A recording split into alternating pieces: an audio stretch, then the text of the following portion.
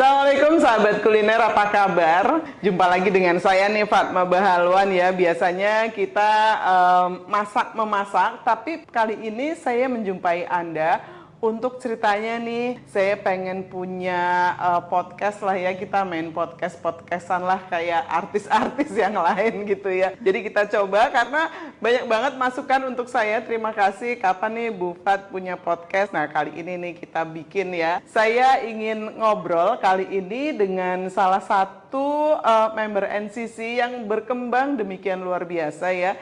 Yang tadinya tuh dia tuh seorang insinyur loh, insinyur teknik industri, bayangin. Dari situ dia belok ke dapur, menekuni resep-resep, tapi kemudian dia tuh suka gemes banget dari mulai milis NCC sampai sekarang. Gemes karena member NCC kadang-kadang makanannya tuh enak banget, tapi tidak bisa menampilkan secara visual, secara foto gitu ya. Karena kalau dunia digital tuh dilihatnya kan fotonya ya. Gimana caranya supaya yang nonton tuh ngiler gitu. Makanannya udah enak tapi fotonya kok kurang gitu. Sehingga orang tidak bisa membaca bahwa ini makanannya enak. Oleh sebab itu dia ngajarin ya, udah lama banget loh itu ngajarin di NCC, kali udah lebih dari 15 tahun, bagaimana caranya menampilkan sebuah makanan itu menjadi ngilerin, menjadi pengen orang tuh makan gitu. Nah pasti nih yang udah pada hafal, pada tahu siapa tamu saya kali ini untuk episode pertama podcast dengan Fatma Bahalwan. Ini ada Riana Ambarsari, apa kabar?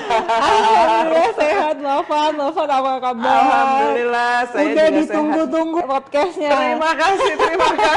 Aku juga udah rencana udah lama sih ini. Ya pokoknya apa adanya lah gitu ya. Senang sekali Riana yang sibuk banget menyempatkan diri untuk datang ke dapur NCC. Padahal dia suka datang juga sih ke sini ya. Setiap bulan paling enggak tuh satu kali kita ada mau masak talk ya.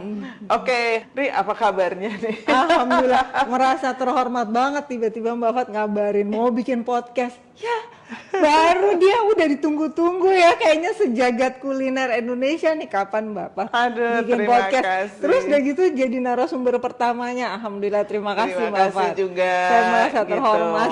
Iya. Pada nanya nih sebenarnya Riana belajar fotografi dari mana sih? Jadi kalau belajar itu on off ya. Pertama kali belajar itu SMA, belajar dari majalah. SMA? Iya. Oh oke. Ya. Belajarnya dari majalah. Dari majalah ada majalah fotografi, terus belajar situ. Tapi on off kan gitu. Terus itu dulu dikasih pinjem kamera sama kakak. Ya, kameranya kamera SLR zaman dulu. Kemudian belajar lagi pas kuliah itu ada kursus yang diadakan oleh Fuji. Oke, gitu. Saya Fuji. ikut. Jadi kalau dulu tuh motret pasti Fuji ya, atau pakai film. Iya, Fuji film atau Kodak ya itu ya. Iya, terus saya kursus. Terus ya gitu on off. Abis itu off ya, nggak motret lagi. Tiba-tiba motret itu pas di milis NCC. Karena hobinya pamer. Iya benar. Hobinya pamer. Hari ini bikin kue apa, masak apa gitu. Jadi gue juga mesti pamer nih. Dan saat itu kan belum banyak kamera yang bagus ya. Pokoknya belum lah gitu. Tapi waktu itu kakak saya bawain kamera dari Amerika yang udah rusak. Yang udah rusak, jadi dia harus dicolokin ke listrik baru motret. Saya bilang ini buat saya aja deh gitu. Itu adalah pertama kali tuh pamer-pamer ke milis NCC. Dan saat itu saya baru mengetahui ternyata ya bikin makanan tuh ketangkep lezatnya itu nggak semudah itu gitu, nggak semudah di foto gitu. Makanya kita suka ngelihat pudingnya tuh kayak enak banget gitu, tapi semua orang cuma ya oke gitu ya. Tapi begitu saya bikin waktu itu bikin cheesecake kan, cheesecake resep NCC. Pas lagi rame-ramenya tuh ya. Kalau sekarang bahasanya tuh viral gitu ya. Iya betul. Itu begitu saya foto, ini gimana caranya? Karena begitu saya foto tuh ya nggak ketangkep, itu lezat gitu ya. Gimana nih caranya biar enak gitu? Akhirnya disitulah mulai sih pengembaraan gitu ya, mulai pengembaraan. Terus ketika foto sekali, mungkin karena emang udah senang motret dari kecil, saya pertama kali diserahin kamera itu waktu kecil, waktu kayaknya umur sekitar 10 tahun, 9 tahun gitu. Nah itu jadi karena udah mungkin saya jadi pede gitu ya untuk motret, dengan cepat itu saya bisa jadi belajar bahwa brownies itu biar lezat nggak harus difoto brownies utuh gitu, misalkan gitu. Tapi cukup sepotong terus ada taburan coklat bubuk, itu ternyata jauh lebih mengundang gitu. Dan itu membuka dunia baru gitu. Oh ternyata gitu ya, membahasakan kelezatan gitu. Oke. Berarti benar ya kalau ada teori yang mengatakan pengalaman masa kecil akan mempengaruhi pekerjaan kita di masa dewasa gitu ya. Ternyata dari kecil juga ya gitu. Jadi teman-teman kalau yang udah ibu-ibu jangan lupa kasih pengalaman di putra-putrinya yang masih kecil supaya pas dewasanya dia masih inget terus kayak gitu ya. Iya betul, itu betul banget. Oke. Nah teman-teman kita tanya yuk, sebenarnya tuh Riana Ambarsari yang tadinya suka ngebor, ngukir dan ya kerjaannya orang teknik industri kayak gitu ya. Siapa sih sebenarnya yang menginspirasi Riana terus terjun ke dunia fotografi? Itu zaman dulu ya, zaman NCC baru berdiri itu, itu ada majalah Santap, Mbak Fat, ingat? Iya benar itu. Foto-fotonya bagus banget dan beda banget dengan majalah-majalah saat itu, betul. Ya. Majalah saat itu sahabat kuliner masih kuno gitu penampilannya, masih fotonya tuh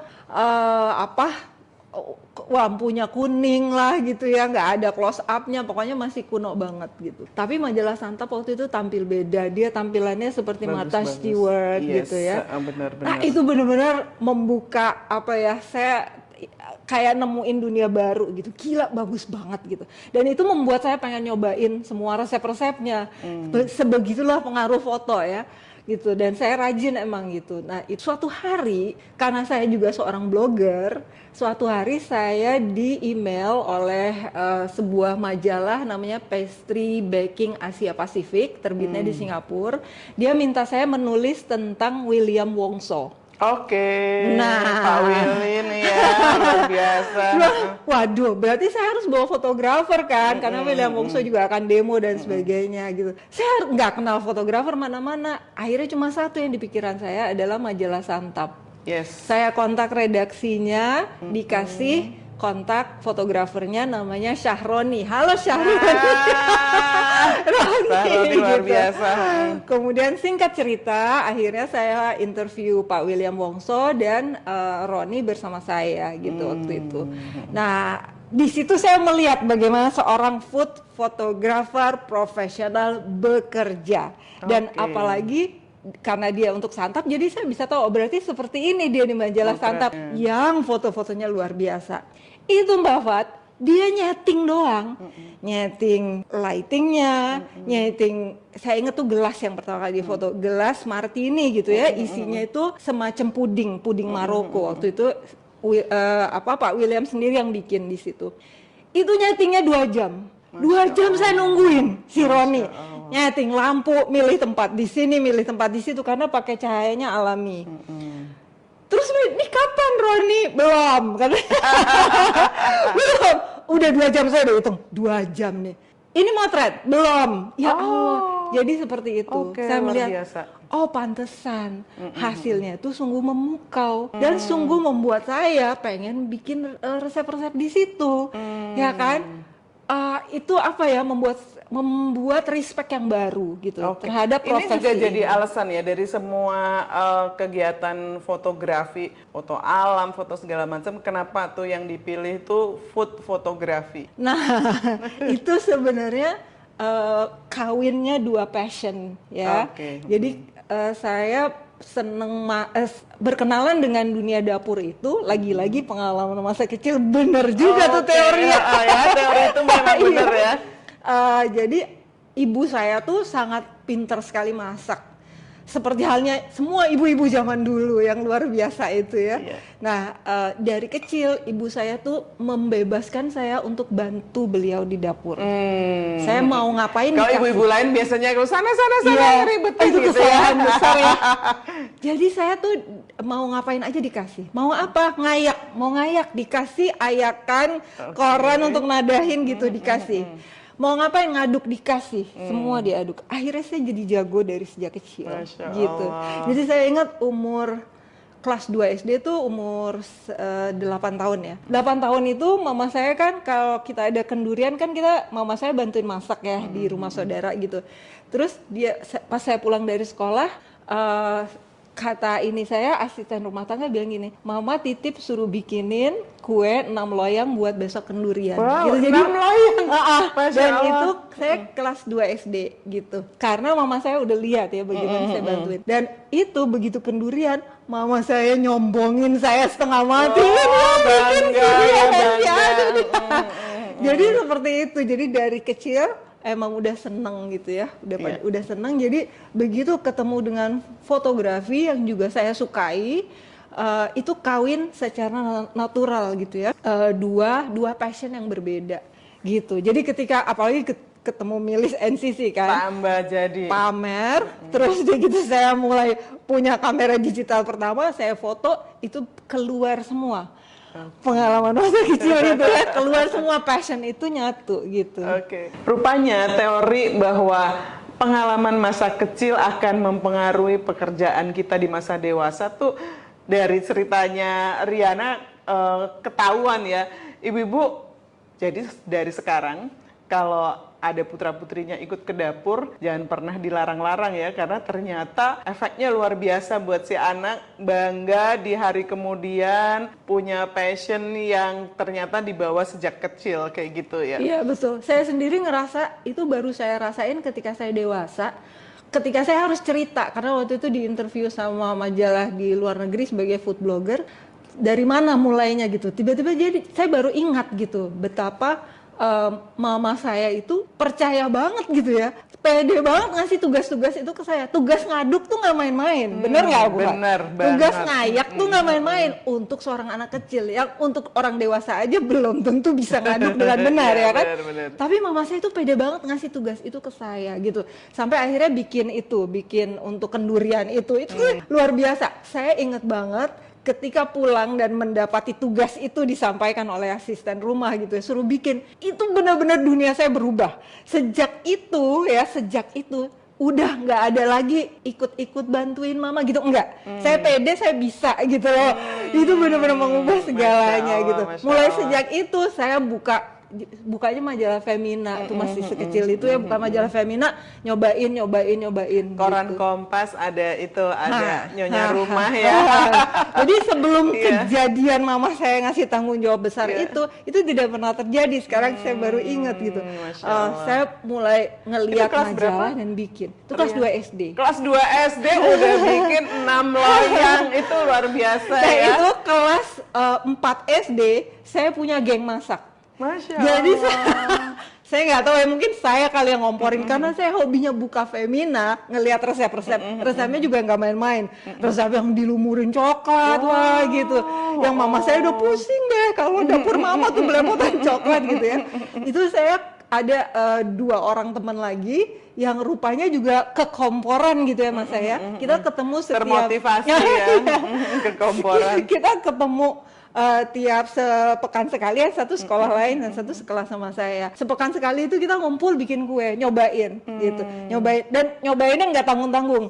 Sus kering. Wow. Nggak gampang ya. Susah banget kering. Roti kismis. Terus puding karamel. Wow, tingkat kesulitan tinggi semua buat anak kelas 4 SD ya, ini luar biasa Itu ya. sekali lagi pede karena dikasih tanggung jawab. Yes. Gitu. Jadi anak-anak kelas 4 SD sekarang ada kemana nih? Iya, oke. Aku boleh nanya nggak? Boleh. Kalau Mbak Fat jadi mama saya gitu ya, sepede itu nggak ngasih tugas-tugas bikin kue? Seandainya ke anak kecil. Ke saya sekarang, saya nggak pede tuh. Iya, saya lihat cucu saya Ares sekarang aja ikut ngaduk-ngaduk, oke. Tapi kalau dikasih tugas, Dia sekarang kelas 1 SD, kelas 2. Kayak nggak mungkin deh bikin 6 loyang, kayaknya kamu spesies sendiri. Mama juga luar biasa ya berarti ya, Masya Allah. Oke, teman-teman, luar biasa ya, pengalaman masa kecil itu ternyata sangat mempengaruhi ketika kita dewasa tuh bakal seperti apa.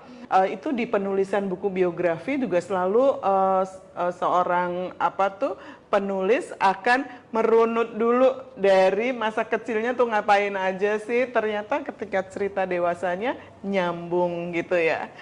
Oke, Mbak Riana, ini sampai sekarang udah karya apa saja nih yang udah jadi tuh dari hasil kamera? Itu saya nggak lupa banget, pertama kali motret untuk buku. Itu adalah buku NCC. Terima kasih. Especially bukunya Bufat. Yes. Ya, bukunya Bufat yang anti gagal 4 seri itu. 4 seri. Nah, itu sejak itu jadi buku-buku, kemudian abis itu kerjain buku resep NCC yang lain, kemudian untuk brand-brand juga, untuk iklan ya? Untuk biasanya ada yang kalender, ada yang bikin booklet, ada yang segala macam ya, brand-brand ada. Boleh nyebut brand nggak sih? Boleh banget. Kita masih bebas ya.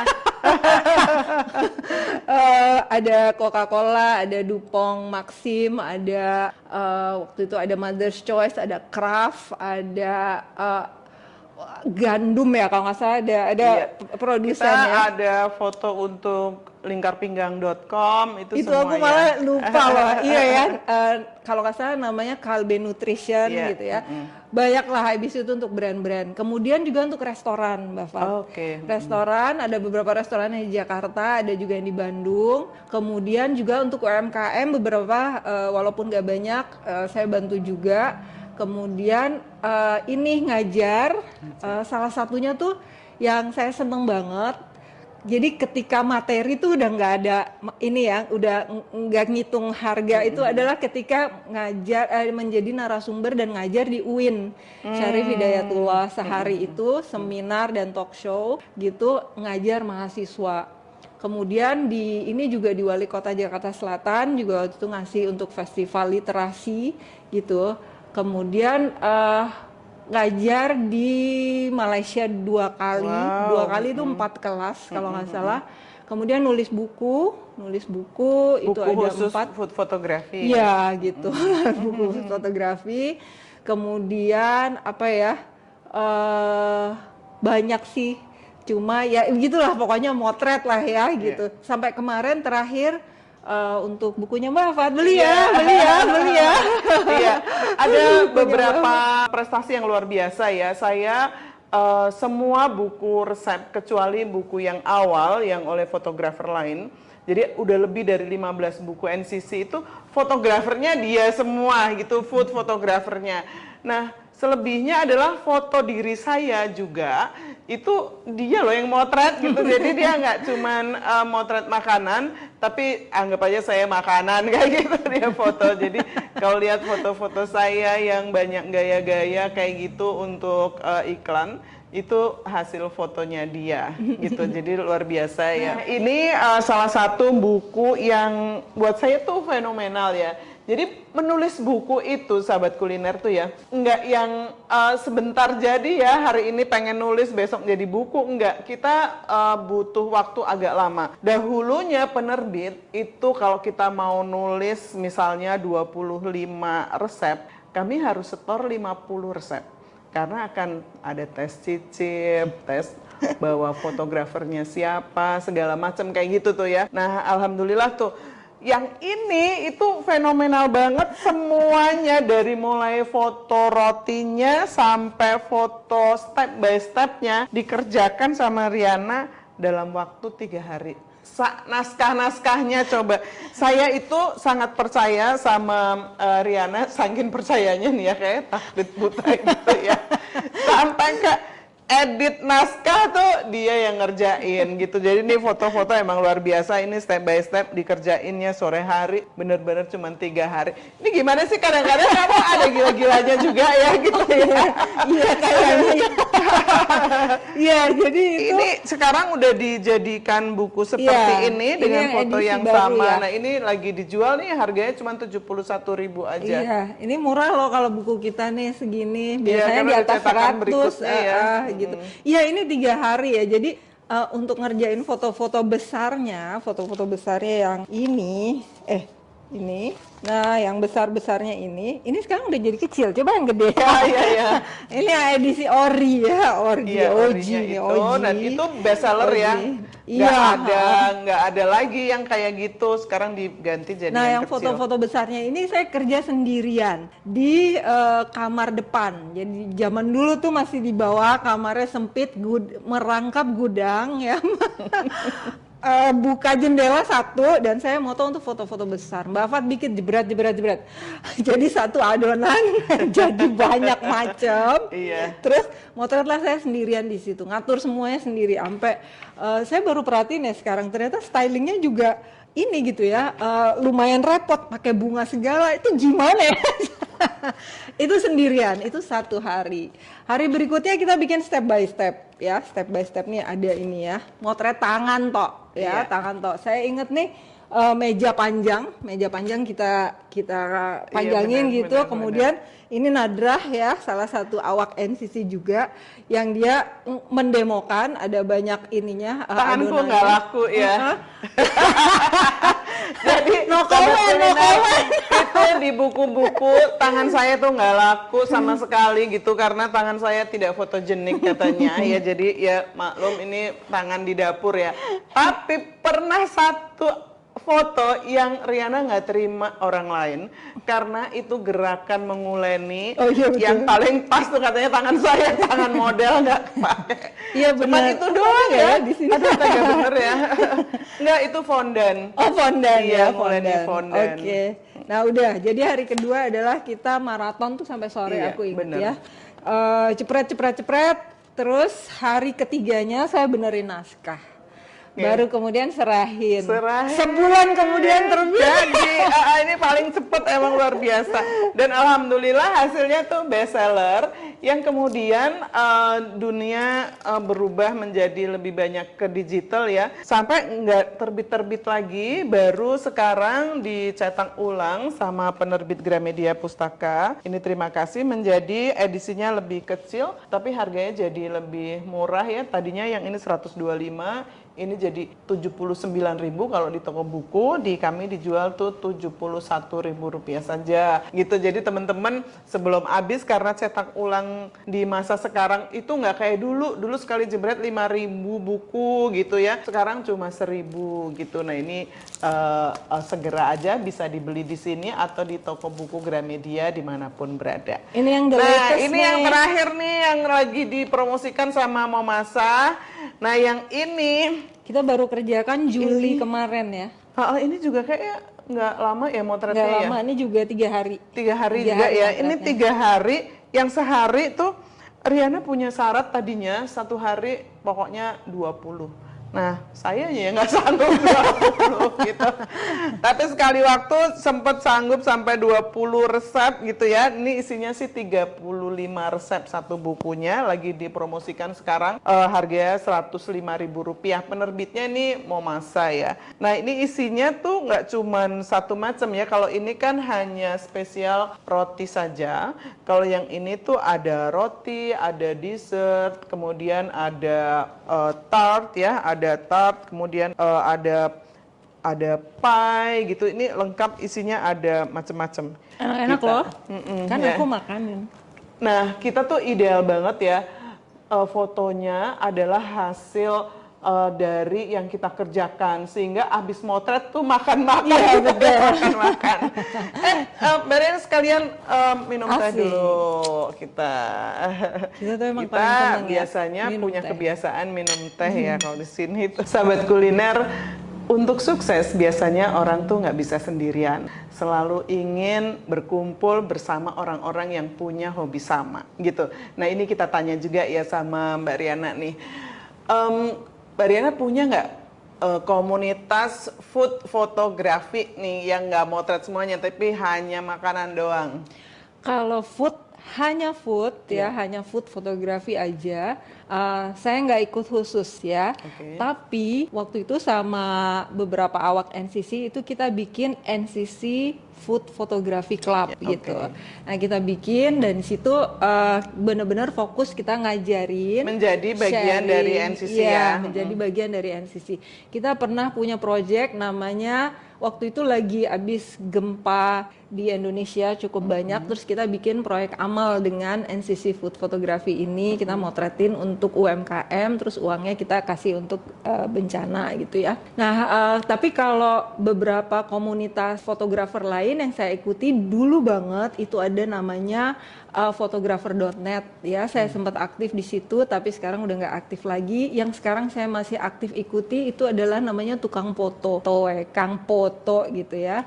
Dan itu nggak khusus food tapi macem-macem, ada landscape, ada makro dan lain-lain gitu.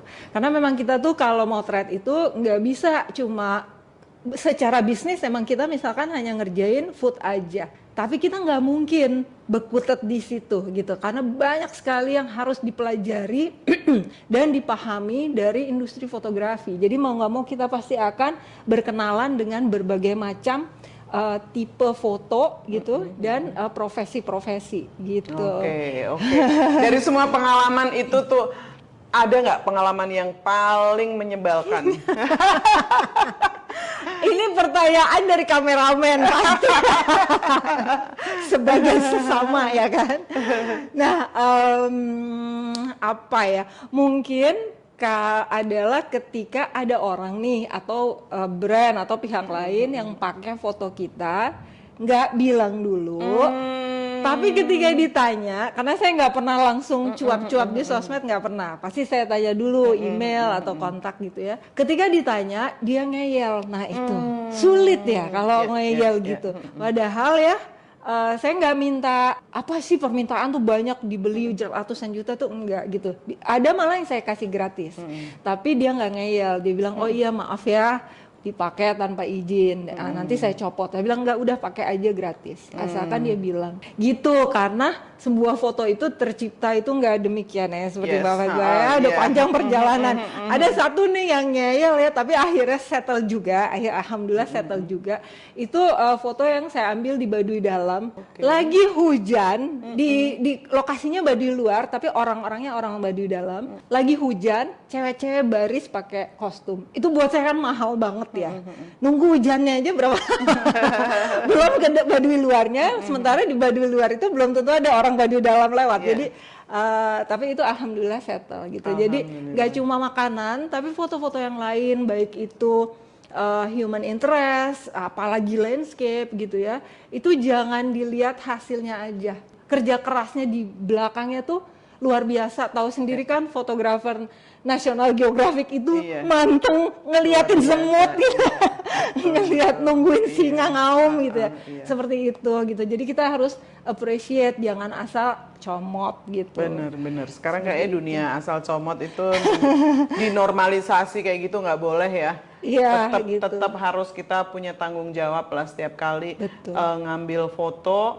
Sekarang beruntung ada Shutterstock ya, jadi kita bisa lebih menghargai lah dengan membayar. Kita bisa menggunakan foto-foto yang bagus-bagus itu, bayarnya juga nggak mahal-mahal amat ya. Saya juga banyak sekali terbantu dengan Shutterstock itu. Nah sekarang kita tanya ya, pengalaman apa yang menyenangkan sekarang tuh? Ya ampun, itu kalau bicara menyenangkan ya, itu susah banget milihnya Mbak Fat. Susah banget milihnya, karena tahu nggak, kalau kita mengerjakan sesuatu yang kita cintai, itu semuanya menyenangkan. Kalau ditanya suka duka, nggak ada duka, betul nggak Mbak Fat? Betul, setuju.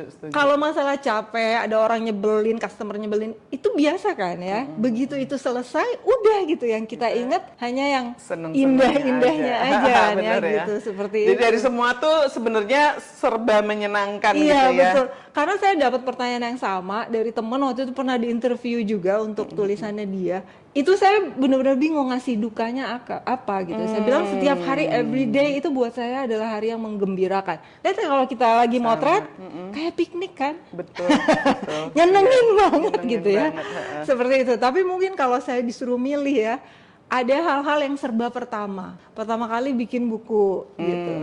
Itu ceritanya lensanya masih ngutang segala macam gitu ya, tapi dibayar dengan honor. Wah, itu luar biasa rasanya. Kemudian pertama kali ngajar di luar negeri, pertama kali hak terjemahan buku dibeli untuk diterjemahkan ke bahasa Melayu.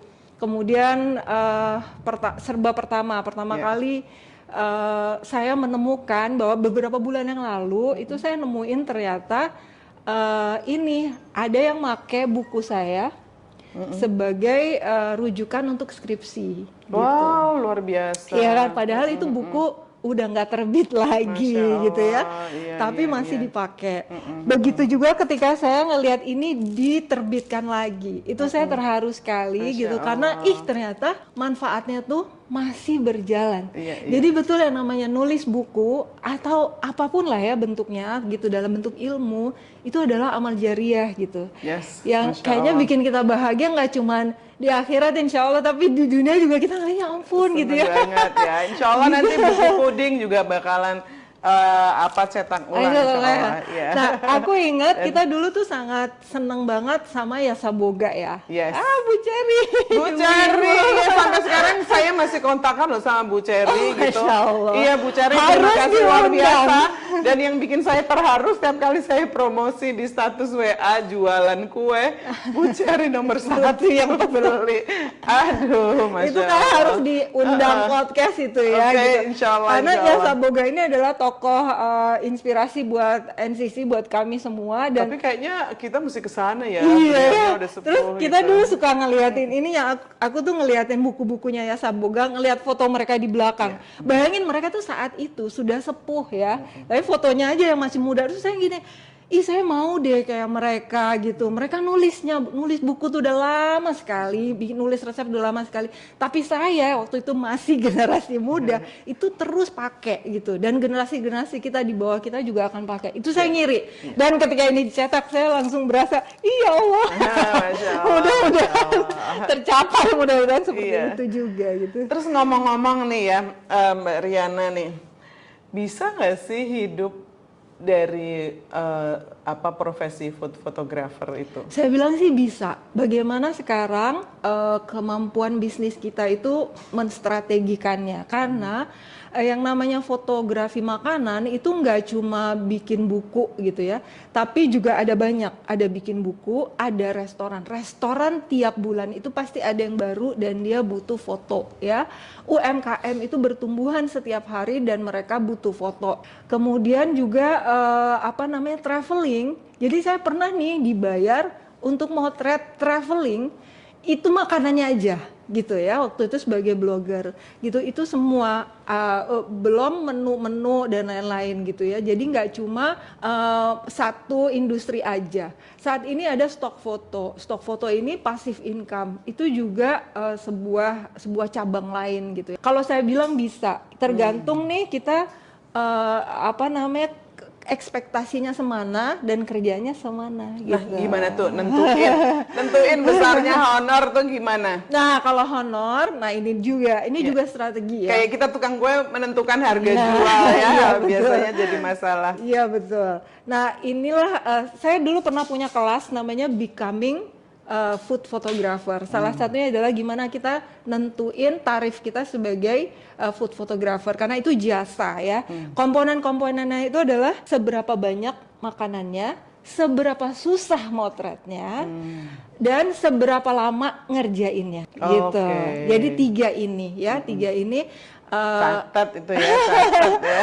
Dan ini tuh bisa kita kemas dalam paket-paket. Ada yang paket sehari kerja 8 jam, itu dihargai ya, mau berapa jumlah fotonya nggak masalah. Ada juga per paket foto, biasanya nih UMKM nih 5 item ya, 5 item, menghasilkan berapa foto, kita paket-paketin gitu. Bisa juga, itu juga akan dipengaruhi nanti dengan sulitnya, karena ada banyak ya makanan-makanan yang sulit pengerjaannya, ketika misalkan harus ada yang dituang, harus ada yang berpacu dengan waktu, es krim harus bikin yang palsu, harus cari properti yang susah didapetinnya gitu. Sekarang daun mint susah kan dapetnya. Yes, bener. Daun pisang kalau di Jakarta juga kadang-kadang susah kayak gitu. Jadi kesulitannya itu harus semua dimasukkan ke dalam komponen harga gitu. Terus mesti berapa banyak kamera nih Riana yang dimiliki, ada berapa banyak? Kalau saya saat ini body kamera hanya 1, lensa 2 ya. Tapi kalau saya motret, saya sewa 1 lagi kamera gitu. Kadang nyewa 1 lensa lagi, kadang enggak. Oh, bisa sewa gitu ya? Bisa, saat ini mudah ya. Okay. Kalau zaman dulu enggak tuh ya. Aduh, iya benar. Saya harus pindah-pindah dari angle atas ke angle Karena bawah. kan pelajarannya kan dari Riana adalah kamera termasuk benda yang nggak boleh dipinjem-pinjemin. Seperti nyawa gitu yang mesti dijaga gitu. Terus ternyata sekarang bisa lebih fleksibel ya? Bisa begitu. Nah, zaman dulu tuh saya sampai sakit pinggang Mbak Fat ya kan, karena kalau angle atas angle bawah itu saya harus bergerak, saya yang bergerak. Tapi kalau sekarang saya biasanya sewa 1 lagi, yang 1 untuk 1 angle, yang 1 lagi untuk 1 angle lagi gitu. Oke. Gitu. Jadi kayak orang kaya banyak kamera. Tempat yang berbeda, apakah perlu kamera yang berbeda juga? Kameranya enggak. Tapi ditentukan dari angle-nya sebenarnya ya. Jadi kalau angle-nya perlu 3 ya udah, kalau buat saya sih saya 3 body gitu, 3 body. Kemudian lensa kayak gitu. Jadi nggak pengaruh di setting ruangan atau setting outdoor indoornya, tapi pengaruh di angle gitu. Masya Allah, luar biasa ya. Ternyata menjadi fotografer itu nggak seperti yang kita bayangin. Kan cuman motret kue gitu aja, ternyata luar biasa kayak gitu ya. Oke, Ri, ada pesan khusus nggak untuk sahabat kuliner di sana? Gimana tipsnya supaya sukses menjadi food photographer? Pertama kali belajar itu selalu dari basic ya. Kalau teman-teman, kalau sahabat kuliner itu sama sekali nggak tahu fotografi, belajar fotografi itu dari dasar. Jangan ambil instan yang serba zaman sekarang serba instan, ya kan? Jangan, selalu dari dasar. Kemudian baru naik lagi. Kemudian kalau punya kameranya jangan disimpan di lemari, bawa kemanapun pergi kalau kita masih belajar ya. Bawa kemanapun pergi dan motret apa saja selain makanan nggak masalah ya. Semua difoto, jangan cuma terpaku pada makanan. Bisnisnya boleh di food fotografi, tapi mencari ilmunya itu semuanya gitu. Kemudian juga yang ketiga adalah kalau orang pengen tahu ya, itu ajarin gitu, ajarkan gitu, karena semakin banyak, sesungguhnya ketika kita mengajari orang lain, kitanya menjadi semakin pinter. Yes, luar biasa. Pas banget itu ya. Jadi jangan lupa ajarin ya, kalau ada yang nanya kasih tahu gitu, karena kalau kita kasih tahu sama dengan kita belajar juga gitu ya. Terima kasih banyak Riana untuk waktunya kali ini dan untuk sharingnya yang Masya Allah ya, pasti akan sangat bermanfaat buat sahabat kuliner di sana. Dan terima kasih juga ya teman-teman yang sudah nonton di podcast pertama saya kali ini. Kalau misalkan Anda punya usulan siapa lagi narasumber yang kepengen dihadirkan untuk ngobrol bersama saya, boleh drop di komen ya. Pasti insya Allah kalau misalkan dia mudah dihubungi, saya dengan senang hati akan menghadirkannya di podcast ini. Terima kasih, luar biasa. Mudah-mudahan boleh satu lagi nggak tipsnya? Boleh satu lagi ya. Kalau kamu memilih food fotografi sebagai bisnis, maka sebagai fotografer kamu harus bisa masak dan bisa bikin kue. Kursus sama Mbak Fat. Oke? Itu nggak bisa ditawar ya dari saya. Bener. Karena feel-nya harus dapat gitu ya. Bagaimana sarangnya Bika Ambon supaya di fotonya lebih menarik kayak gitu. Coklat lelehnya seperti apa, bisa sebelum netes sudah jepret kayak gitu ya. Itu jadi selain belajar membuat makanannya, baru belajar motretnya gitu ya. Jadi feel-nya dapat. Kalau dia nggak bisa bikin kue, dia mana tahu keindahannya itu sarang Bika Ambon. Benar ya. benar. Jadi kalau pernah lihat di website NCC, ada telur asin yang saya buat dengan waktu peram 21 hari. Mungkin kalau buat orang lain, itu di foto biasa aja telur asinnya. Tapi di foto itu coba deh kalian lihat, cari ya di search gitu, telur asin Ibu Fatma di websitenya NCC bisa menarik sekali karena difoto sama ahlinya gitu. Jadi menarik banget, menjadi pengen makan telur asin saat itu juga. Luar biasa. Terima kasih banyak Riana untuk hadirnya siang hari ini. Pasti teman-teman pada bisa menarik manfaat banyak dari situ. Amin, insya Allah. Sampai jumpa pada episode berikutnya. Assalamualaikum.